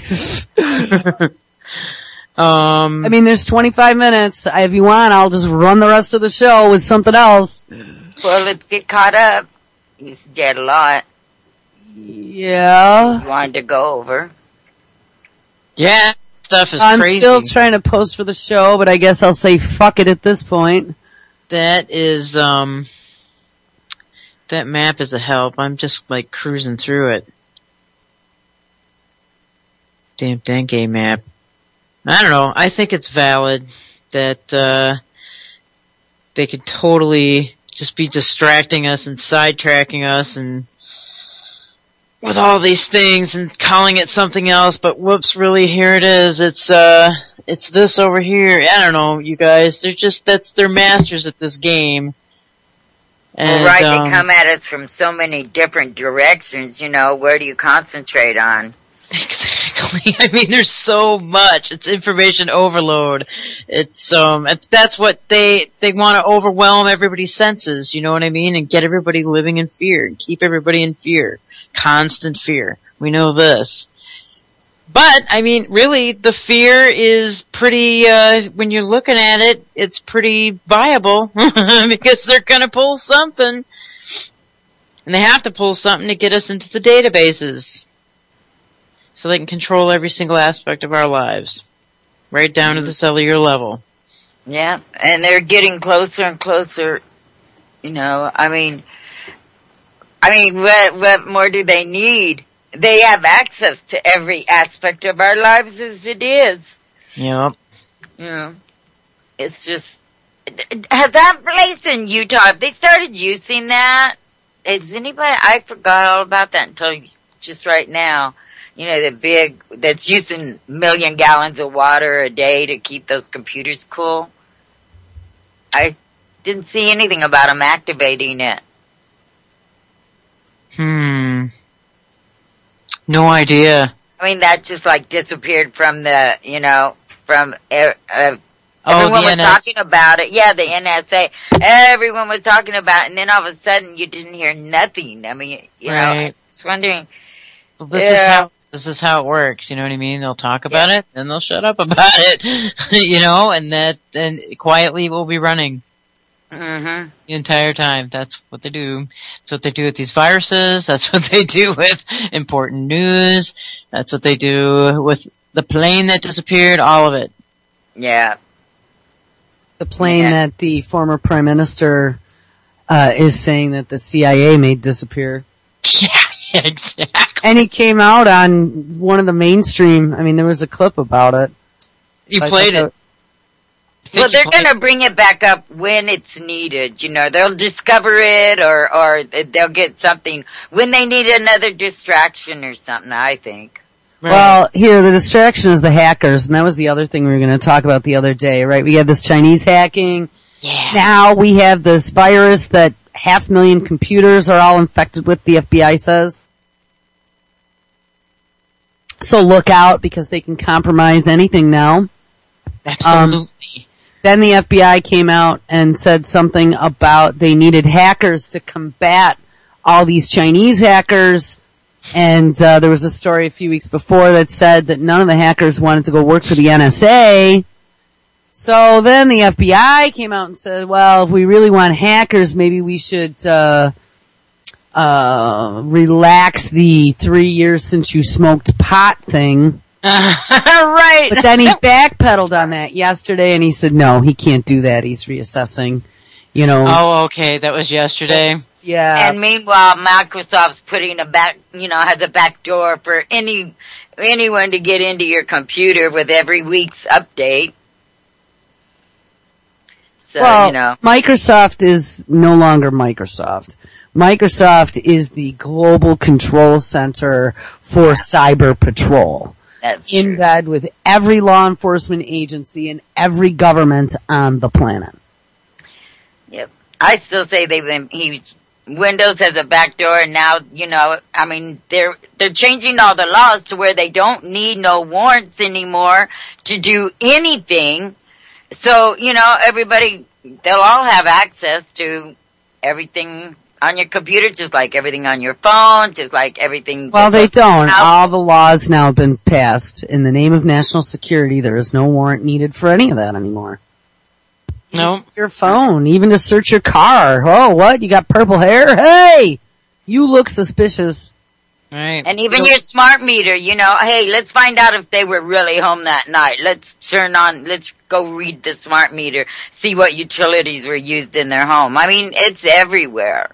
Yeah, and that information was never private, was it?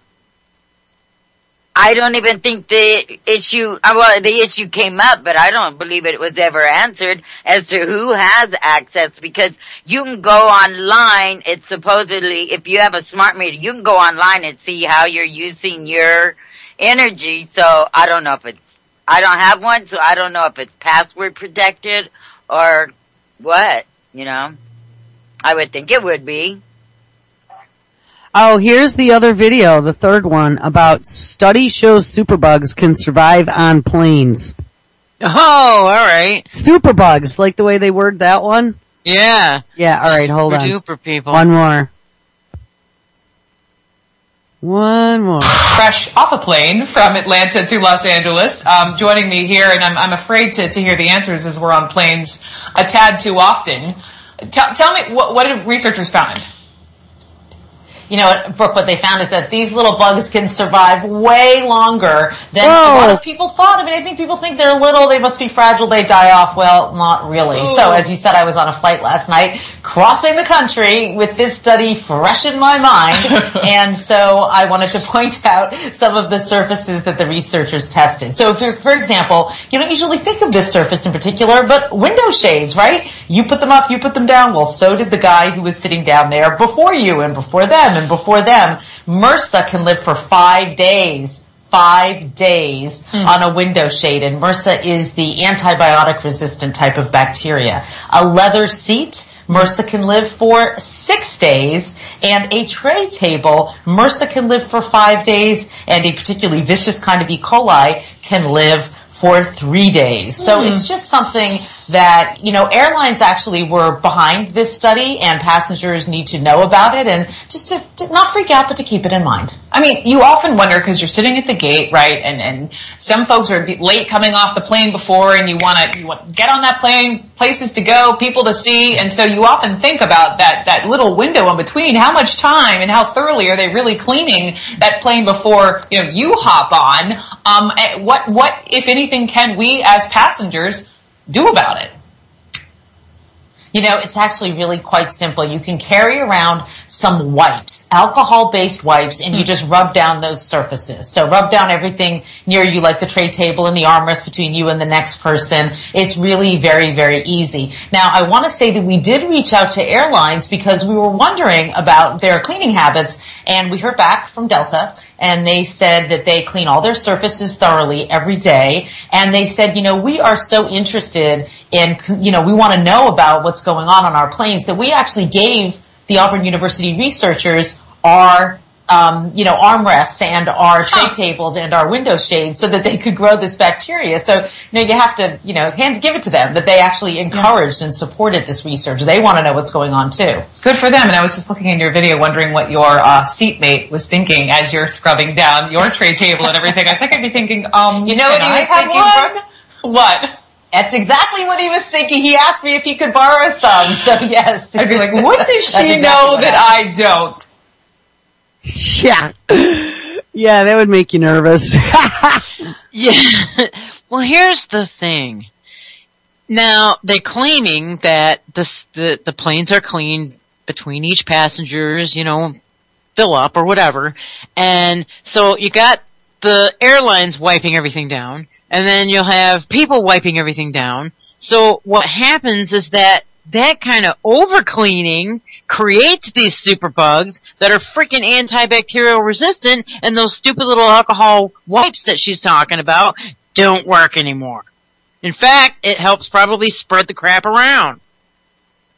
So it's crazy. I mean, it's just like, the whole thing is just absolutely insane. These superbugs are... How are they cleaning it? I mean, you have passengers almost on a plane consistently. Always, because some get off, some get on, some get off, some get on. And how often do planes go down for repairs? Because that would be the only time I would think the plane would be empty all the way for any amount of time.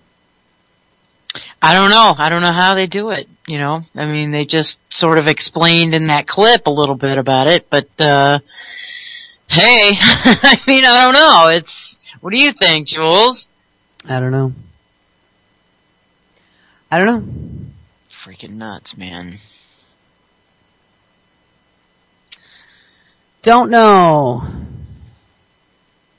So everybody take your own cleaning utensils on. But you can't take very much liquid on, so I don't know. You can if they go through the new laser. That's true, the laser.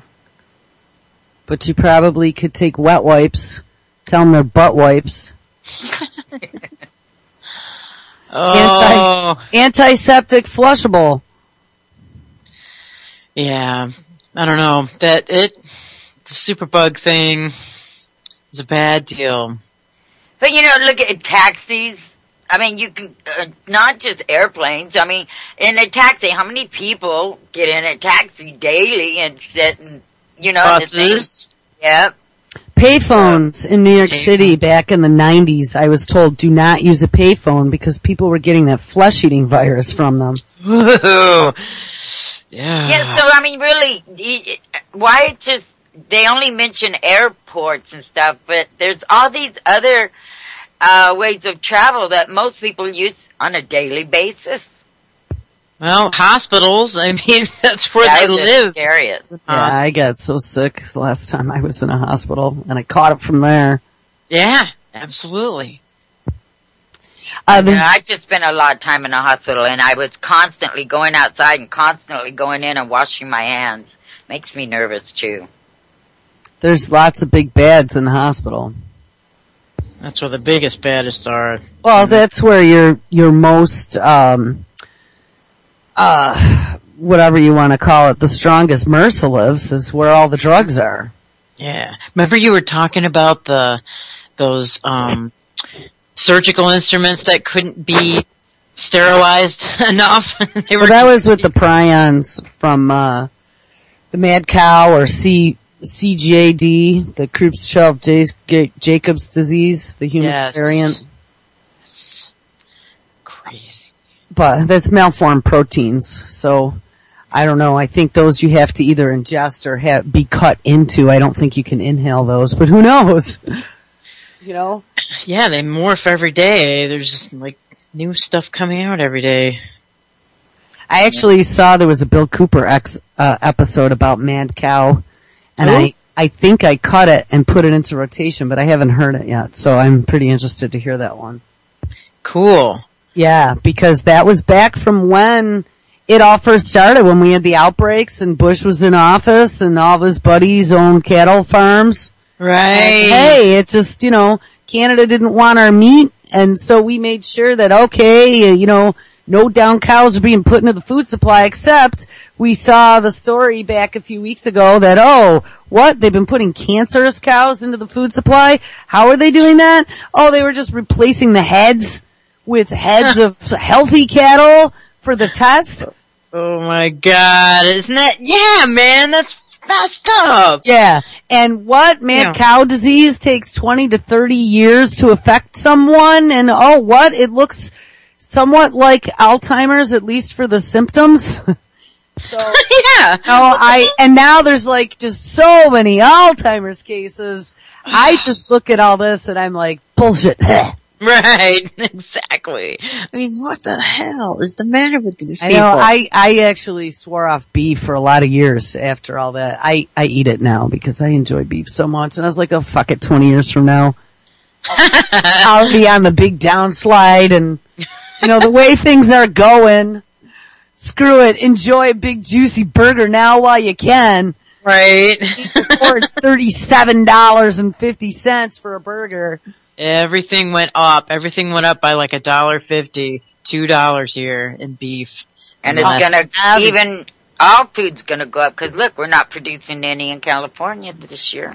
No, Right. it's gonna be pretty horrible, I think, by the fall. I see too, and I guess I'll just mention this headline, but I'm not gonna have time to deal with this because I want to deal with this Michio Kaku story he dropped yesterday. That VA investigation is now expanded to 26 hospitals, people. And I think it's gonna get even bigger than that. Oh, yeah. You know, they were taking in this money and they were just letting these people rot. And I'll tell you what, it includes even brand new military who were just getting out. This wasn't just old-timer Vietnam vets, mind you. Wow. These were new guys just getting out of the service, going on wait lists as well. Yeah, I seen this story where this lady, they contacted her after her husband died to tell her that they now had an appointment for him. Yeah, that was a few weeks ago. That was heartbreaking. I don't know. Actually, we got a few minutes. Let me see how long this clip is. It's Mr. Anderson Cooper. Oh, Anderson. And you know what? It's 10 minutes long, so I'm sorry, Anderson. You lose this time. How about Kaku? Yeah, we're going to look at this. It's not a clip. It's actually a story he dropped. So Michio Kaku has a Facebook page. I found it a couple weeks back, and I haven't seen it really anything that has come out with him, but I subscribe just because, you know, I don't know. Now that I'm convinced he's a New World Order shill, after I've seen him for the last, 6 months or so on every science show talking about the future of humanity being like transhumanists and things of that nature, I wanted to see what he was posting. And a story he posted yesterday was out of IO9, which is a publication that I frequent every once in a while. They have some pretty cool technology stories, and this is titled, "The Military is Shutting Down Its Weather Controlling Death Beam." Now, Michio had done a clip, Pigmine had it way back when, talking about using lasers to control weather, and it wasn't that long ago. And Michio was the guest. Hold on, we're gonna see if I can find that fast. That would be a good lead-in. Pentagon sponsored study opens doors for super lasers. Well, yeah, hold on. Michio. Here it is. Yay. You know, they were talking about climate change yesterday, and now we're learning that scientists and researchers are looking at how to change the weather on purpose. That's right. Lasers now could one day manipulate rain and lightning. CBS This Morning contributor Michio Kaku is a physics professor at City College of New York. Professor, nice to see you. Extraordinary seeing Al Gore and Bill Clinton there together with Charlie, wasn't it? That's right, yeah. Yeah, they did not get into this discussion, though. But it is fascinating. I mean, lasers, really? To change the weather? That's right. Well, as Mark Twain once famously said, everyone complains about the weather, but no one ever does anything about it. Well, instead of doing a rain dance, we physicists are firing trillion-watt lasers into the sky to actually precipitate rain clouds and actually bring down lightning bolts. This is potentially a game changer. But this is experimental. It's experimental. However, in the laboratory so far it works. When you have water vapor and you have dust particles or ice crystals, you can precipitate rain. It condenses around the seeds. These seeds can also be created by laser beams. By firing trillion-watt lasers, you rip apart the electrons, creating what are called ions, and these ions act like seeds, like dust particles, bringing down rain and even lightning. Go ahead. Well, this fascinates me in part because, too, I remember reading the stories that China had used this during the Olympics, that the USSR had used this after Chernobyl to create rain clouds. I mean, did those really work then? we have some of these capabilities now? Inconclusive. Even in the 60s, the CIA used this to bring down monsoons during the Vietnam War, to wash out the Viet Cong. Governments have been playing with this thing. Alleged to. Alleged to, right. Yeah. Now, we realize that for decades now, these governments have been alleged to have experimented with weather control, but nothing conclusive. This time we're bringing in the laws of physics rather than simply waving our hands and uttering mumbo-jumbo. We're actually using trillion-watt lasers now. And in the laboratory, sure enough, they precipitate rain out of water vapor. Sure enough, you can actually bring down electricity down the beam. So what does it mean for drought areas that need to have rain for crops? And if they don't have them, there's the consequences of famine. Well, the bad news is if it's a clear blue sky, it's not going to do anything at all because it only takes water vapor that's already in the air and condenses it. However, for floods, for agriculture, farmers, for people planning wedding parties, football games, you name it, outdoor events and agriculture and flooding and even hurricanes, all of them could be subject to weather modification. Incredibly interesting, Professor Michio Kaku. Thank you so much. Did he say for those planning wedding parties? Yes. You could hire the trillion-watt laser to fix your weather for that weekend? Oh my God. Please. So, I guess I'm not going to get to the story that he posted, but pretty much it's saying that we're all whack jobs and that HAARP is going to be shutting down and blah, blah, blah, blah, blah again. And this was published yesterday. So remember DARPA moved in there and it actually had said that at one point. And they were finishing their experiments, but this article is saying that unless they designate the site as a World Heritage Site, it is going to be shut down forever. So, we'll see. We'll see about that. Shut it down. That's what I say. Yeah, it's never going to be shut down unless they have some new technology like what? High-powered lasers. Yes, now we don't have to use radio waves. All right, people. Well, I guess we're out of time. 30 seconds left here. It is Friday, so everybody make sure you do something fun. It is a long weekend. The 24th, which is tomorrow, I think near sunrise, there is a meteor shower that was not scheduled. We are passing through the tail of a comet, so make sure you look up. It could be up to 200 meteors an hour. Oh. Yeah, so hopefully we'll have clear skies. All right, ladies, thank you for being on today. Maybe we'll see you guys tomorrow and after the last cup. I don't know. I have so much to do and I really want to leave town for a little bit. All right, everyone stick around. Friday night's always a good night. Thank you for listening. Have a good weekend. Take care. Happy Veterans Day, people.